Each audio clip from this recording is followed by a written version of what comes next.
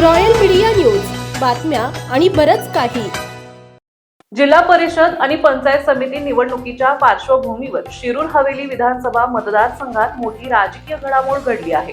राष्ट्रवादी काँग्रेसचे निष्ठावंत कार्यकर्ते तसेच आमदार माऊली आबा कटके यांचे कट्टर समर्थक म्हणून ओळख असलेले कोरेगाव मूळ पंचायत समिती गणातील इच्छुक उमेदवार सूरज चौधरी यांनी ऐनवेळी पक्षाकडून उमेदवारी न मिळाल्याने भारतीय जनता पक्षाकडून उमेदवारी अर्ज दाखल केला आहे. उमेदवारी अर्ज दाखल केल्यानंतर माध्यमांशी बोलताना सूरज चौधरी यांनी आपल्या भावना व्यक्त केल्या. ते म्हणाले, मी राजकारणात पदासाठी नव्हे तर विचारसरणीसाठी आलो आहे. अनेक वर्ष मी पक्षासाठी प्रामाणिकपणे काम केले. कठीण काळात पक्षासोबत खंबीरपणे उभा राहिलो.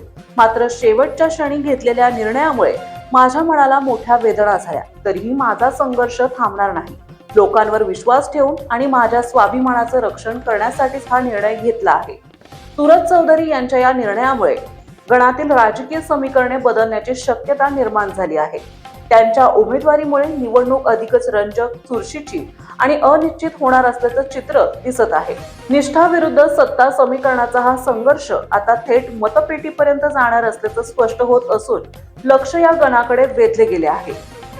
महाराष्ट्रातील ताज्या आणि महत्त्वपूर्ण बातम्या पाहण्यासाठी आजच आमच्या रॉयल मीडिया न्यूज चॅनलला सबस्क्राईब करा आणि बेल आयकॉन प्रेस करा.